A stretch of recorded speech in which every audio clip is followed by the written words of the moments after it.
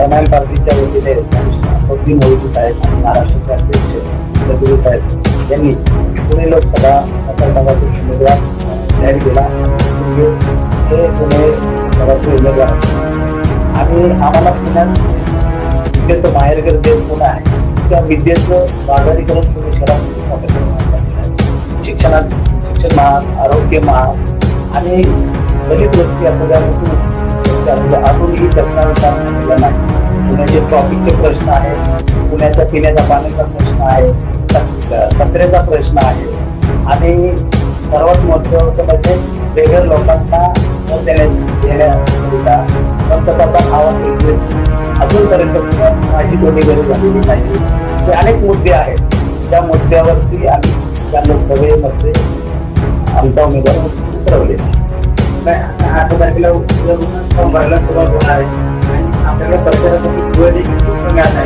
आपण जनतेपर्यंत पोहोचण्यासाठी आम्ही उद्या आमच्या पार्टीची मिटिंग पिंपरी चिंचवड शहर कार्यालयात घेतली आहे आणि स्वर्गीय साहेबांना सुद्धा इथं बोलवलेलं आहे.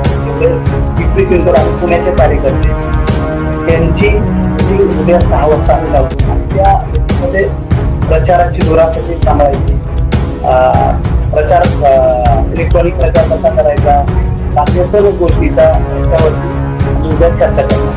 आणि तुम्ही आणि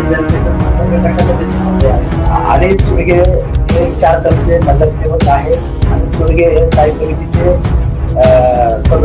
अध्यक्ष होते, त्याच्यामुळे त्यांचा दांडा संघर्ष आहे आणि स्वर्गीयला राजकारणातील पहिली सुद्धा माहिती आणि पुण्याला काय पाहिजे आणि पुण्याचा विकास किती आणि कुठपर्यंत झालेला आहे याची सुद्धा जाणीव आहे. त्याच्यामुळे त्यांना लोकांपर्यंत पोहोचण्यासाठी त्यांचा अनुभव खूप चांगला आहे. ते जेवढा वेळ मिळेल तेवढ्या वेळात जास्त लोकांपर्यंत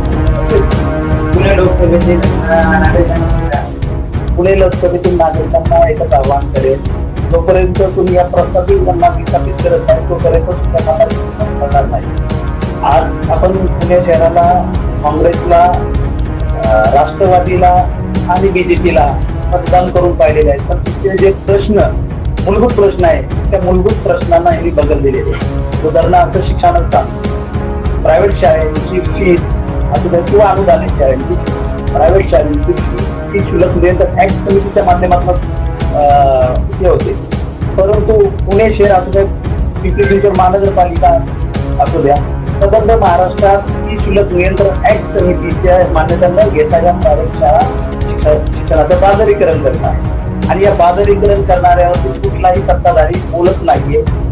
ही मोठी शोकांतिका आहे. आज आरोग्याचे प्रश्न महात्मा फुले अनेक मोठमोठ्या योजना आहेत, गरीबाला त्याचा लाभ मिळत नाही आणि गरीबापर्यंत त्याचा लाभ पोहोचत सुद्धा नाही. अनेक तक्रारी केल्या तरी त्या तक्रारीला दाद मिळत नाही, कारण ते सरकार अशा भ्रष्टाचार करणाऱ्या लोकांना पाठीशी घालतो.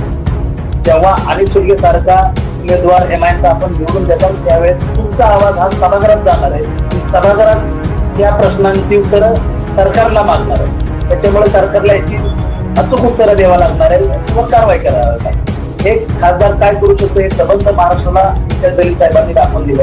आदर्श पतसंस्थेचा घोटाळा असू द्या आणि त्या लाभार्थींचे पैसे त्या आदर्श पतसंस्थेच्या घोटाळ्यातून कसे काढून घेतले, सत्ताधारी सुद्धा त्यांना टाळाटाळ करत होते दलित साहेबांनी केलेले.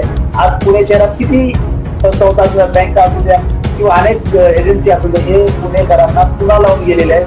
त्याच्यावर एकही सुद्धा नेता बोलायला तयार नाही, कारण त्या नेत्याचेच कार्यकर्ते या संस्थेत असतात.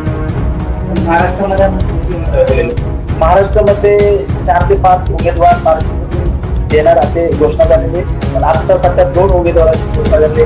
दलित साहेब औरंगाबाद मधून आणि स्वर्गीय साहेब पुणे लोकसभा मतदार.